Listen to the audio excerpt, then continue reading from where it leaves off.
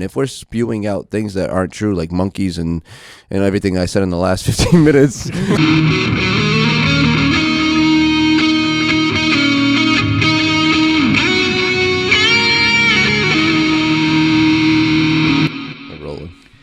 We rolling.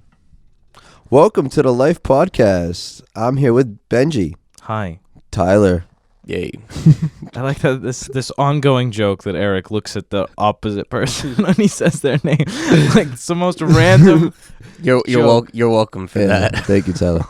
And my name is Eric. Welcome. It's not like anyone could even see it though. Like it's us. It's like well, the first time Tyler did it to me, and then I got personally confused. Oh. Because he looked at you and he was like Eric, and I was like, and he looked at me as the Benji, and I was like, do I say hi? That's not Eric. That's me. I am Eric. Just like look at your name tag. Oh man. Well, Yeah. good Hello, morning, everyone. guys. And if it's not morning for where you are, hello. Thanks for joining us. Thanks for listening. Yes. There you go. Just that's it. That was the whole conversation. That's where we're ending it for today, everyone. And we will see you next time. Does no one have any normal conversation starters? Well, Tyler was late this morning. Let's talk about Wow, Tyler. just right under the bus. Oh yeah, the timer. Yeah. But that's it. That's That's the show. Thank you. thanks. Thank you for tuning in. Yeah, we've run out of time already. Listen, it's definitely morning for me right now, guys. Cut me some slack. Oh, it's fine. Definitely. Well, Eric was talking this morning before Tyler showed up about the concept of like the first thing that you said to me when I walked in was like, "Have you ever hit the stop button instead of the snooze button or whatever?" Yeah. Did that come from personal experience? That was definitely personal experience this morning. The alarm went off. I definitely had full confidence that I hit that snooze button. And so I went back to sleep in confidence. Mm-hmm. Yeah. 20 minutes later, jumped out, did the whole like Superman like bed made thing where you kind of just throw the blanket and run out the door. Absolutely. Trademark of Tyler. And then I ran in. And then luckily I already had everything set up from last night. And so all I had to do was make coffee. So that was definitely Fair enough. Thank you for that. To be fair for everybody, we are here earlier than normal. absolutely. But So. there you go. We'll be all right. Yeah. So I guess we're just going to start at that point. yeah. Give us something to talk about. Yeah. So in the show notes we have listed today the concept of bending to the will of society and the idea, well, I use the example, everyone is depressed, so I have to be depressed. Mhm. And last time we were here, we talked about the concept of neuroscience, the idea that we create synapses and systems that create our thoughts. We're not going to get back into that for all of you who skipped that episode. It just basically said the more you think about something, the more prevalent it becomes in your brain. The concept of rogue memorization is based off of this. But the concept of if you inundate yourself with a society that says something or does something, it's much easier to fall into that rhythm as well. So the concept of viral videos or the concept of terms of like phrases like that people say, like we were using the example of like yeet or like YOLO or something like that, or it's like it's this dumb little phrase, but so many people used it that it ended up becoming a day-to-day phrase in society, at least for a period of time. Yeah. And that's like that's the whole magic behind viral videos. At the end of the day, that's like it's something that catches, and then the right person kind of shares it, and then all of a sudden the entire world is encapsulated by whatever it is. You know, like you had at one point the challenges that go out. You know, some of them went for a good cause, other of them was pointless stuff. Yeah. So like there could be some positivity to it. But yeah, it is amazing how we are a product of what our environment at the end of the day. You know, we do the things that we see. We're like monkey see, monkey do. And whenever something is going on out in the world, everyone's talking about it just because it got to the right media outlet. So it is amazing to think about how information is passed between us, like as people. You know, there was like a study that I learned about, this was years ago, where it was like they had like two monkeys two different places, and they taught. I need to remember what it was that they were teaching the monkey, but it was something as simple as like to use a tool, and the monkey had never used a tool before, obviously, but it figured it out, and as soon as it figured it out, the monkey that was miles away, almost instantly also figured it out.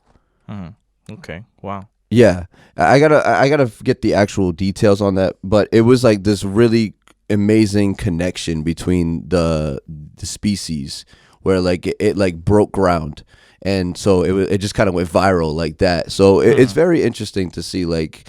I got to get the actual, because Tyler's looking at me like he is, but I wish I threw that out there out of nowhere. I didn't pre-plan that, so if I did, I would have had more info on it. Eric, but I do remember. It's too early in the morning for witchcraft, all right?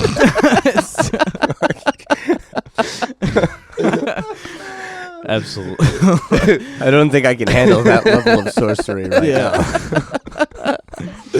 No, but what Eric is explaining is so true, and I think that it's based off of this idea of like a social culture. Yeah. Where it's like somebody said to me, and there's a song about this too. This concept like high school never ends. This idea of everybody wants to be cool, and everybody wants to fit in with society, and this little group of individuals that you have are the people that you think are important. And if somebody you think is interesting says something, you're going to adapt and utilize that turn of phrase because you want to be as close to that person as possible, or you want to be as much like that person as possible.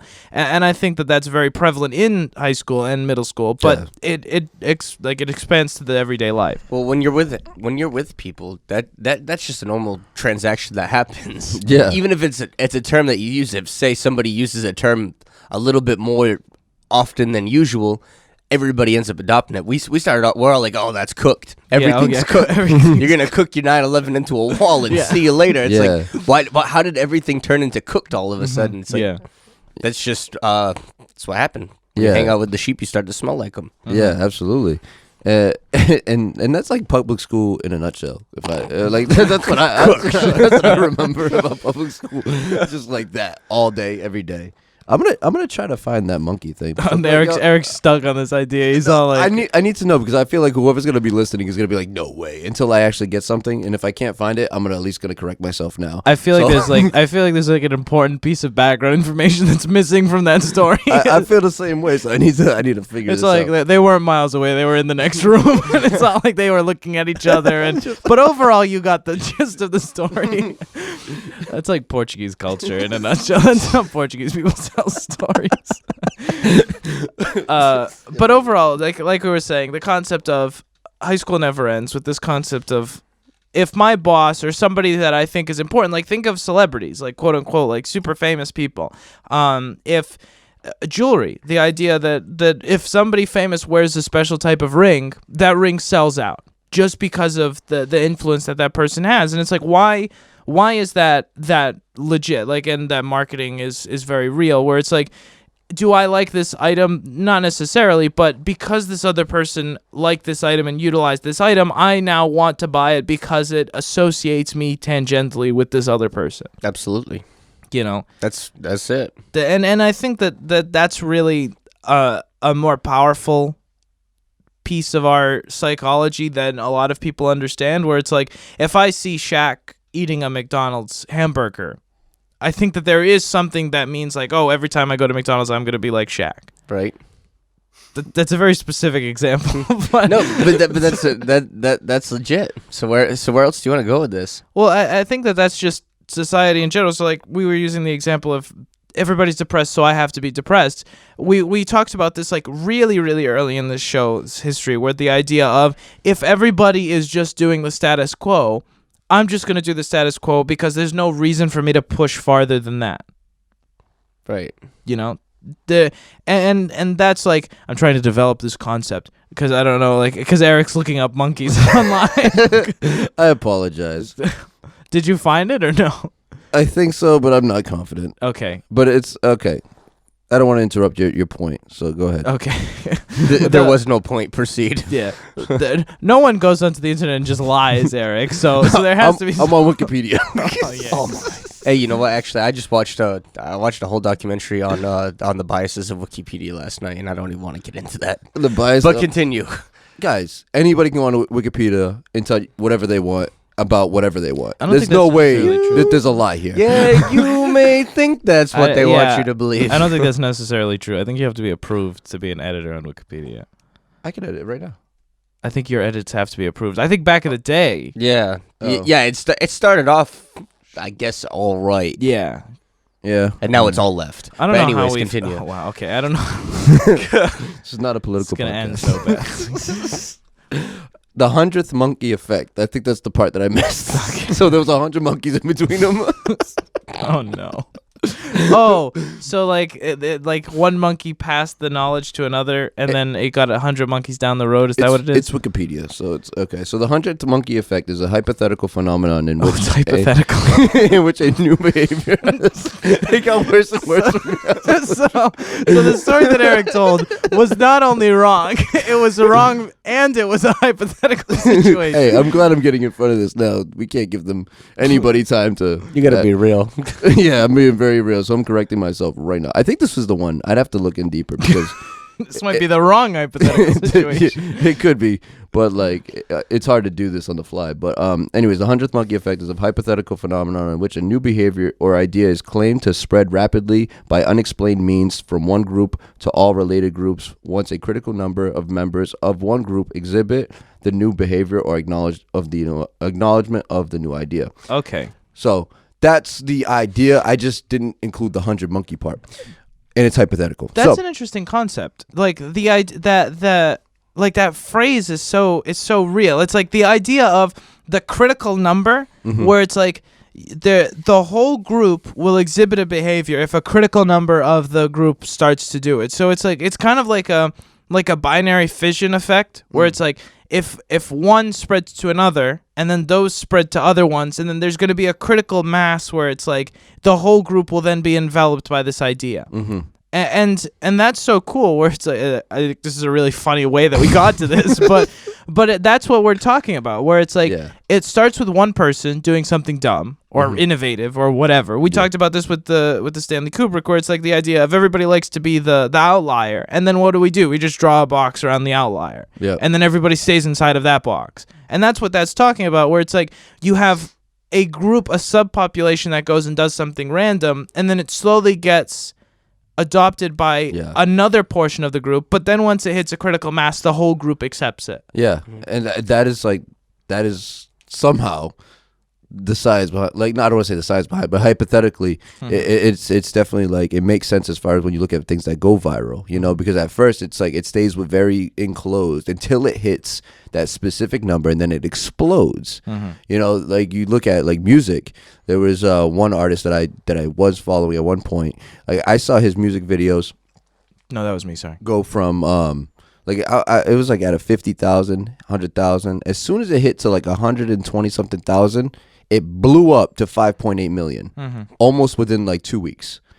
And it was just like that. Once it gets that accepted part almost, and then all of a sudden everyone's accepting it. It's like, oh, this has already proven itself.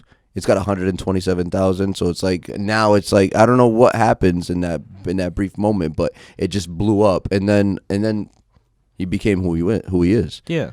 We talk about the snowball effect. Yeah. The hardest part is the beginning. The hardest part is getting the small snowball to go. The hardest part is the first 1,000 people, then the first 10,000, then the first 100,000. Once you get to 250,000, like you let the ball go, and it like the gravity takes it the rest of the way. Yeah. You know, it's like, and that's what really happens in society, and that affects our day-to-day lives, and we cannot ignore that. That's really what the basis of the outline is, and when we come back, we're going to talk more about it. But the core concept of this, the whole thing is, we can't ignore that this is happening in our lives, because if we ignore it, then more things are going to affect us than we want to affect us, and some of those things are bad things, and how do we filter those things out? Yeah, that's right. Everything influences us, so it's very key to be aware of those things. So stay tuned.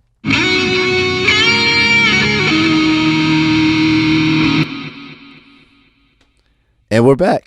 Just actively deciding who's going to start the conversation.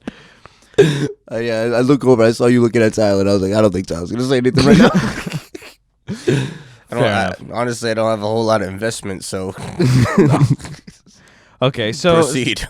fair enough. So we're talking about the effects of society on our day-to-day lives and the things that they affect us, and being aware of those things. That's really what it comes down to. And the concept of, we've been talking about trends in video, trends in audio, trends in fashion, trends in whatever. Yeah, those are just easily measurable.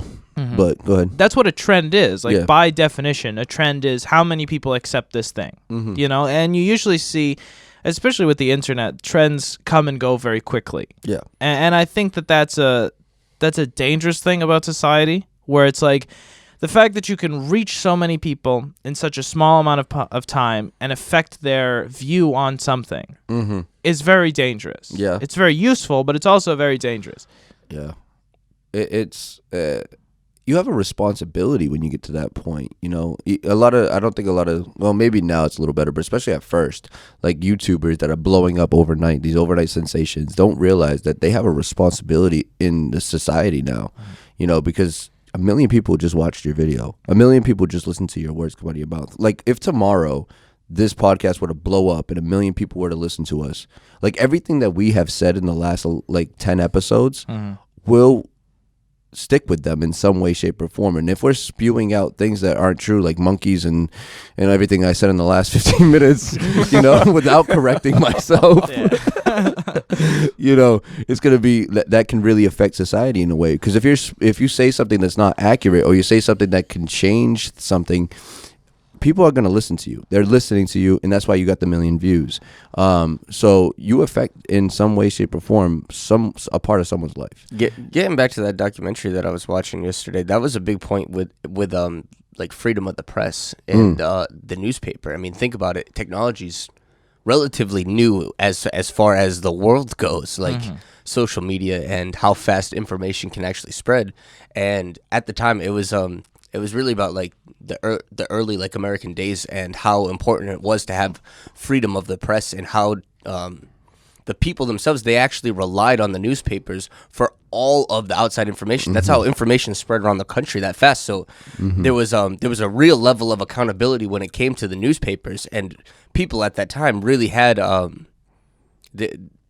I guess they weren't so lemming as they are now. Like everything's true on the internet. People knew how to discern, like, is this right, is this wrong within the newspaper. But the newspaper also had to be accountable.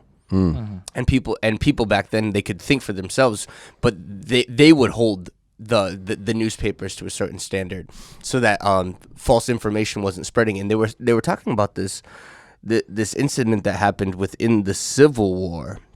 I guess this newspaper, like, I don't want to say went rogue, but they just went and they proclaimed like the South won or something. But they went and they produced this fake story, and it caused like a whole chain reaction of like misinformation and miscommunication within like Washington D.C. itself, because the president, now see, I'm falling into like an Eric place. I mean, I watched this last night, and just in brief, like I was listening to it in the background, and basically like the president at that I love time. how I became Yes, the Eric place. Oh, great. I'm going to the Eric place.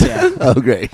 But anyways, the president, like, he had made a cabinet decision or something, and that newspaper made this up, but they also said that he made like a decision, and people who weren't on that level of classified information like thought like, oh my God, it happened. So then like the chain progression from Washington D.C., like a bunch of government things like happened just because of that one almost true but not true story went out. And really talking about trends, it's really important on which facts we share and how we actually deal with our information, and being able to think for ourselves is a big thing. But when it relates to us as a podcast and trending information, we're held to a higher level of accountability because you're listening to us, and I mean, obviously we would hope you're believing the things we say, and we're doing our best to put out the most factual and relevant information. No, but that Yeah. but that's legit. Like it's like, oh, like I just told you something wrong, but I followed it up with, or it wasn't wrong, but this was questionable, but like Just really botched.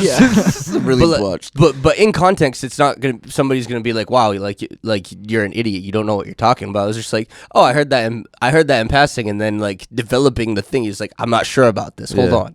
Yeah. But like it's amazing because like you think about, especially I'm going back to the story you just told. Like you think about that time frame, you know, where like you said, the newspaper was getting control of the media, so that's where everyone kind of went to. But you knew where the newspaper office's address was. Yep. You know, you put out information at that level. You're gonna have the rest of the town at your front door if you're putting out some false information. Honestly, yeah, exactly. And I think like they went and just butchered all the people in the because it was during the Civil War at that time, so they went and just like butchered all the people in the newspaper office and burned it down. Yeah, and that's really like that's serious accountability. Yeah. No, but it's legit. And at that time, those people, they took no crap, and they were like, "My country is of my utmost priority. So how dare you go and spread like falsified information to start like a negative trend in my country?" Yeah, you fast forward to today, it's like where's the we don't have the addresses of like the funds. There you go. But we don't have those addresses. You know, the internet is such a anonymous place at times, or it can be. So. And unless you have your real name out there, you're not really accountable for the things that go out. So I think it's really interesting to see that how technology develops. It really controls the speed of trends and everything that happens from there. I was listening to a podcast yesterday where they were talking about this concept too, which is kind of interesting, especially considering this podcast is fairly old. But the idea of gatekeepers in the media and how 20 years ago there were organizations, so like the BBC or CNN or Fox News or whatever news organization that you listen to, the idea that they were the ones who were controlling the output of information. And they had to vet what was interesting and what was relevant and when to say it and how to say it and all of those things. And now there's no filters anymore because everybody has a news outlet. Everybody has direct access to the public. And that's really what's changed everything. That's news, that's media, that's whatever.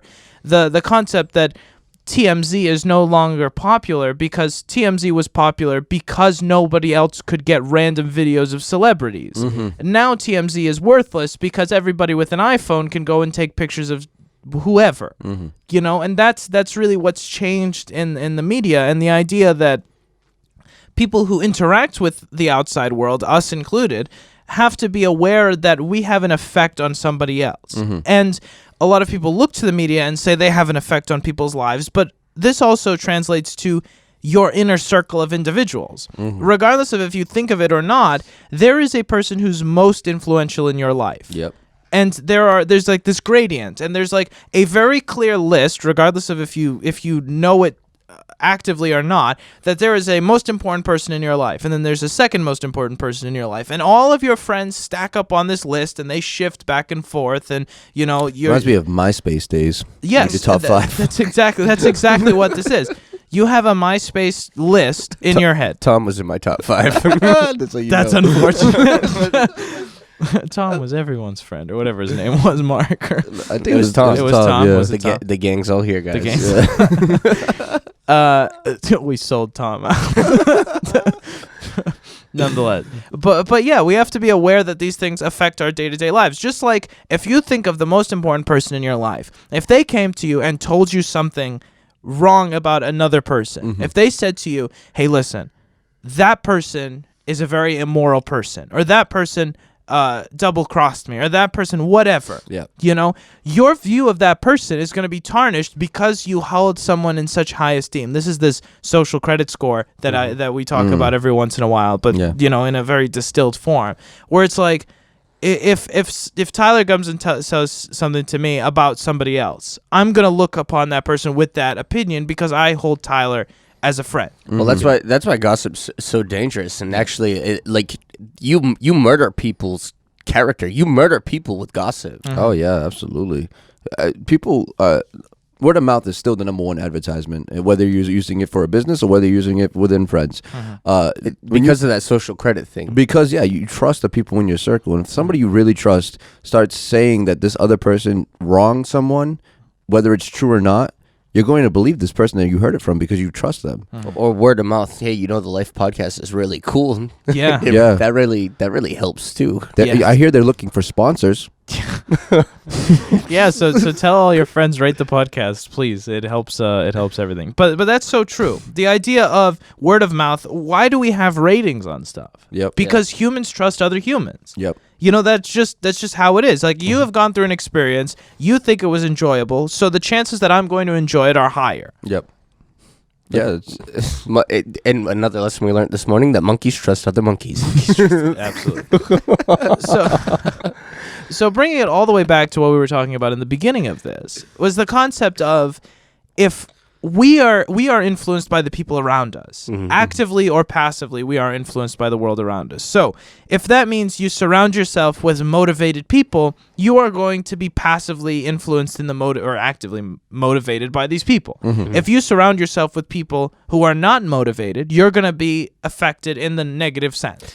When you were talking right in the beginning, I was thinking in my heart, I didn't know when to put this out, but when you were just developing the concept, I really thought about like insubordination, especially like within like a company or within with a group of friends or ideas or whatever it is.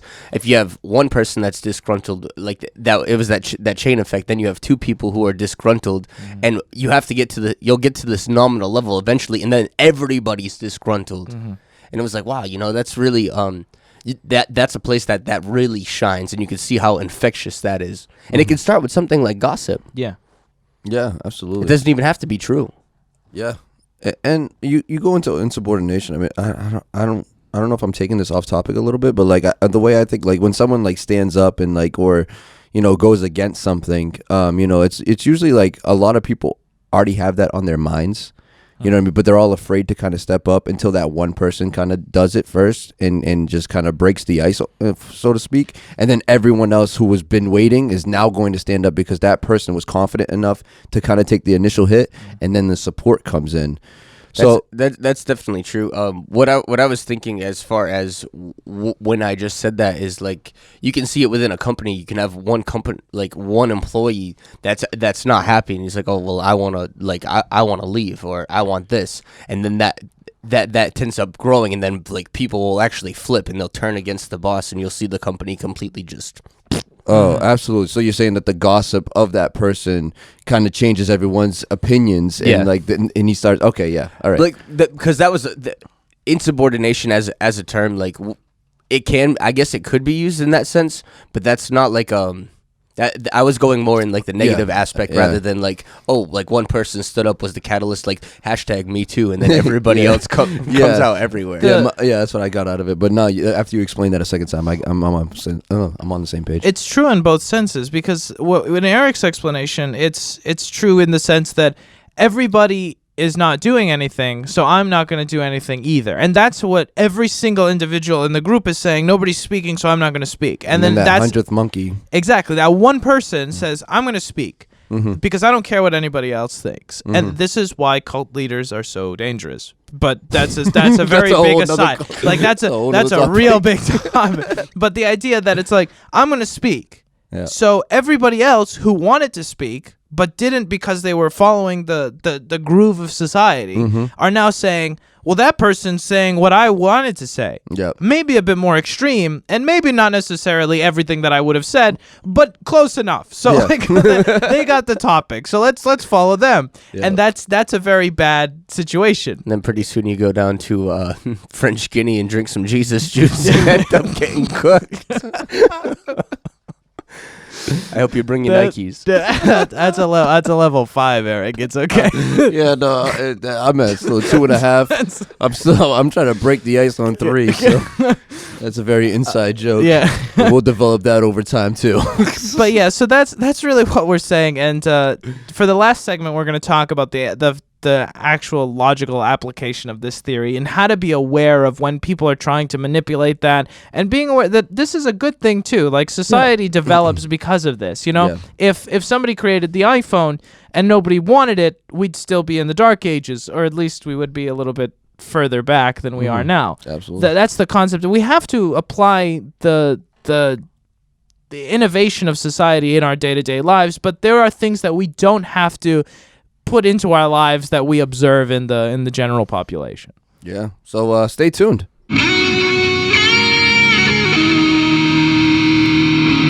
So let me tell you a story about a monkey. Oh, here we go. It's too soon, Tyler. It's too soon. You gotta let it marinate. It's going to be like 3 episodes from now. I'm going to hear that same. Yeah. Let me tell you about a monkey. I'm gonna forget what it was. Gonna be out of the loop. So long story short, buy a duck. Yeah, there you go. That was like 4 different jokes. So many self-referential. Everybody's gonna be like that was just a statement. Tyler, why are they laughing at some random statement about Tyler buying a duck? Well, let's. You got to go back. Like I don't even know, maybe 6 episodes at this point. Right. That was like a long time ago reference. That was like a throwback. So Okay, fair enough. So give it the program, Jeffrey. Yeah, come on, Tyler. Tyler. Eric. As you look at Eric. Yes. Okay, fair enough. This is what happens when we record the show earlier in the morning. Sleep deprivation at its finest. In a couple of weeks, it's gonna be a normal thing. Yeah, It's even worse that it was like that sick joke now that just doesn't like stop happening. Yeah. Right, Eric? Yeah, right. Yeah, absolutely. Oh God. I can't wait until we can get cameras in here so that communicates a little better. Yeah. But Yeah. we say each other's names while looking at the other person. Fair. Sometimes on accident. All right, so That was practical an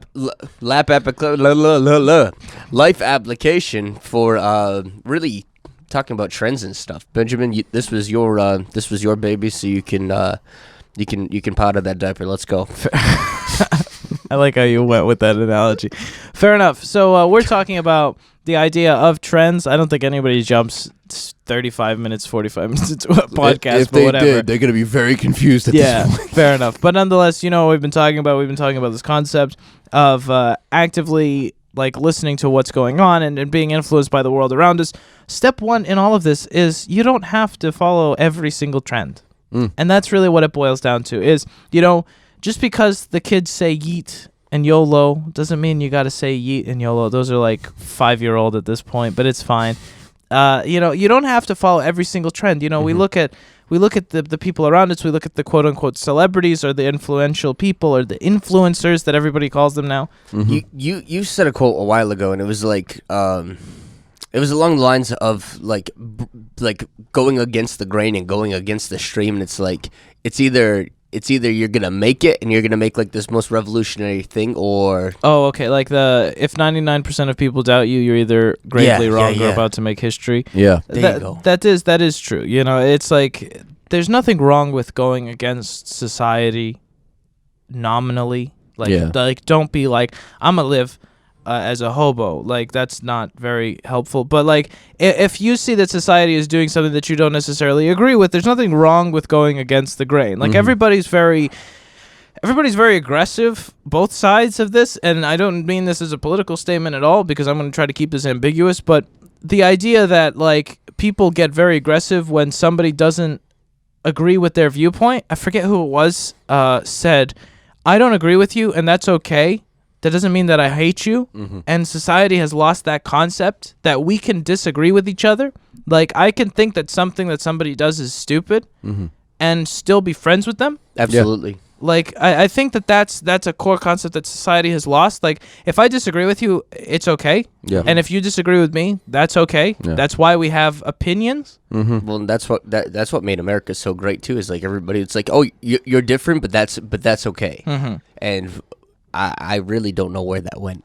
Eric, you and I, we see this a lot within the music scene. Like the next music movement is birthed from somebody who goes against the grain. Absolutely.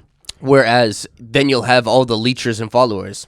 Like the first person who invented, say, trap. Yeah. Like that sparked this whole thing, and then you have so many imitators that run after them and say, okay, now I can cash in on this cow, and we're gonna ride this horse until she dies. Yeah, it's just the same concept. It's just the concept of like people imitate success.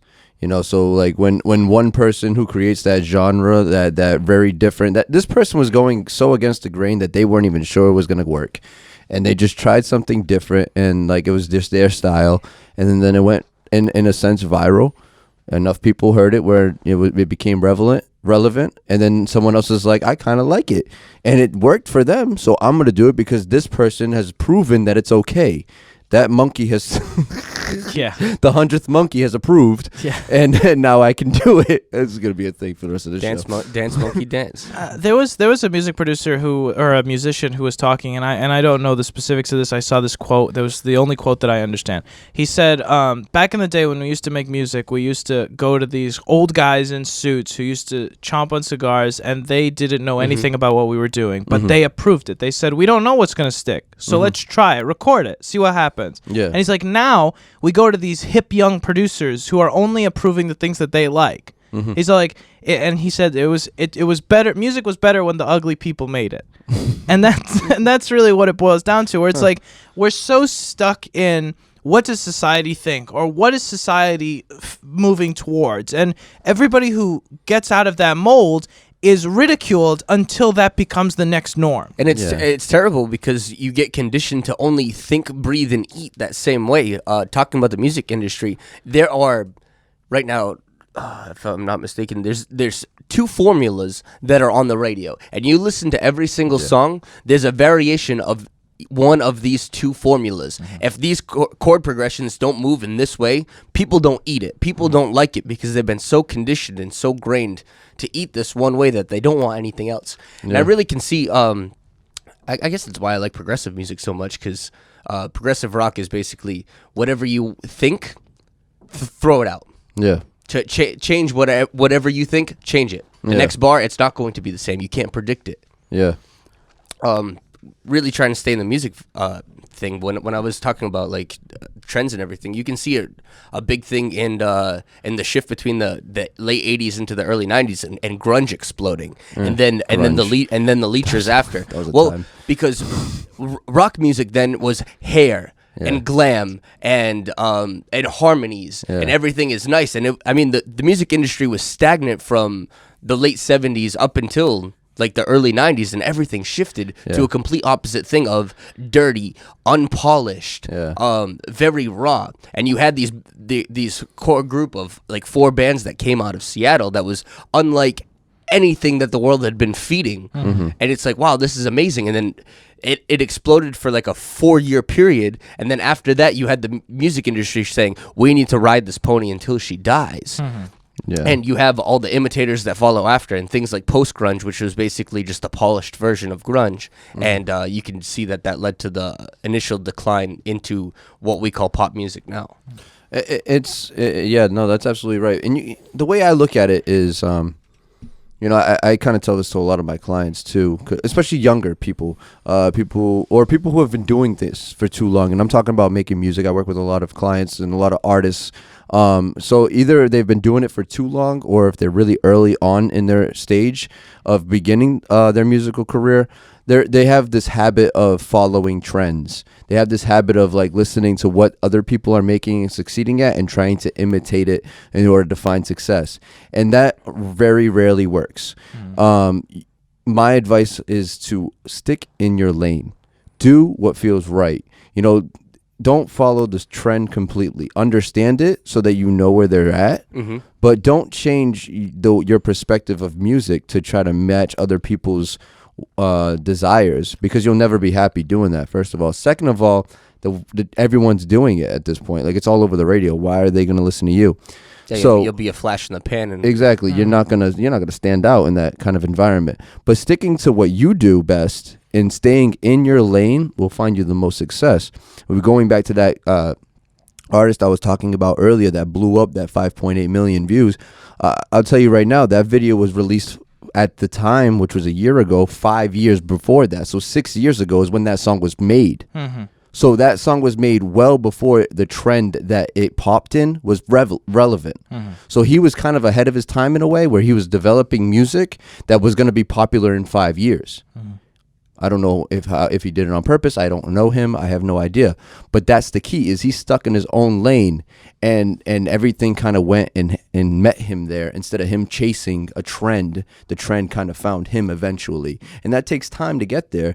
But if you stick to your own lane and you love what you do and you love what you hear and you love what you're saying, then other people will too. You know, it's kind of the concept of this podcast. Is like, if we like it, other people will listen. Other people will like it too. And it's the same idea. If we sat here and every week we kept chasing trends and doing all this other stuff, we would never find our identity. You know, but because we stick to our lane, and it goes for anything, any industry, stick to your lane. Like Walmart isn't out there trying to sell cars yet. But but you know, like they know what they do and they do it well. And that's the same concept for everybody. Like, know your trend. You have to understand the things that are going on. Yes. And that reminds me of a proverb that I know, and it basically says that your gift will make room for you, and it will bring you before great men. If you can stick in your gifts and you can stay in your lane, that it will end up making room for you. And that guy, sure enough, he had something that was ahead of the curve 5 years, and then it was like, wow, okay, now it's time for this once it was released. Yeah, exactly. And the important thing to think about all of this is that we're saying it's okay to be extreme, but it's also okay to follow the crowd if you're doing it for you. That's what this is. Like when we talked about the idea of the ships and doing what you want to do, and you know, I interjected when Tyler said you have to make a change, and that's not necessarily true. The idea is, if you're happy where you're going, if you listen to the music that you want to listen to, and that just so happens to be the music that society listens to, that's fine. It's just you have to know when society is influencing you. You know, to keep with this theme of music, Taylor Swift, there are people who hate Taylor Swift's music, but it is what it's always been. Yeah. You know, Taylor Swift has always been Taylor Swift. Yeah. You know, and it's like it or leave it, that's what it is. You know, Elton John has always been Elton John. Yeah. Take it or leave it. Yep. Like that's the only thing that they have ever produced, is this type of content. It's back when ugly people made music. Yeah. Absolutely. And it's like there's something very like endearing and beautiful about the concept of take it or leave it. Yeah. Like Apple is also in this kind of like, well, now they've moved into like the public realm where it was all like, take it or leave it. Like, we're charging X amount of dollars. Like, there's no negotiation, there's no sales, there's no anything. It's like, this is the price. If you want it, buy it. If not, go somewhere else. Yeah. And it's like that's it. Like there's something special about that concept, and I think that we should be like that in our day-to-day lives. Not to be arrogant about it, but to be like, this is me as an individual. If you enjoy spending time with me as an individual, if you're okay with the things that you agree with and the things that you disagree with, this is who I am. Yeah. If you want to spend time with me, if you want to have me interact with your life, that's fine. If not, that's okay too. Yeah. But we cannot live our lives to the expectations of other people, or we cannot bend our life story to meet the expectations of somebody else. All Yeah. right, so 1 minute closing statements. What do you guys got? Be you, be real, be authentic. Don't conform to any trends just to like improve your social credit score.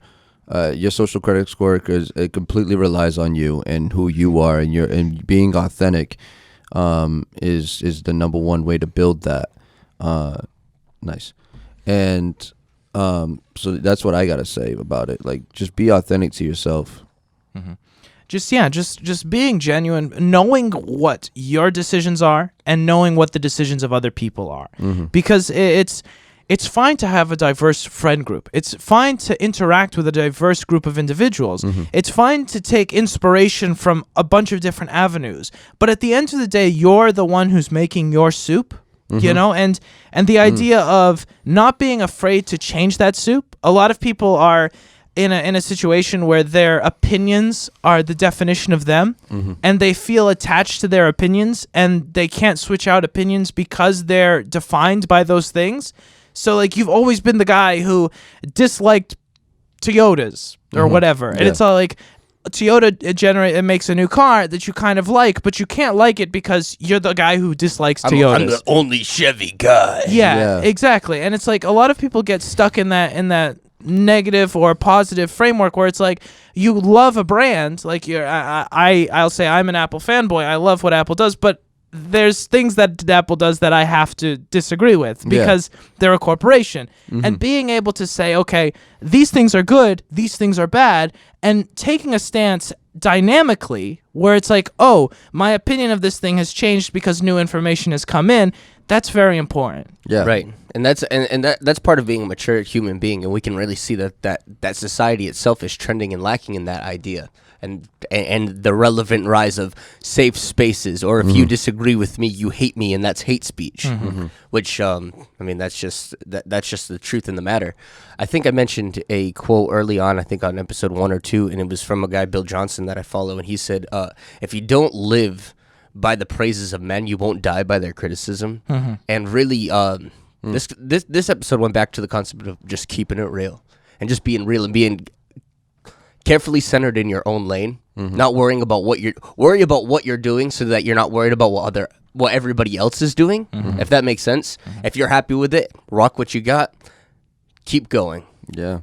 Don't let the trends change who you are. Stay in your lane.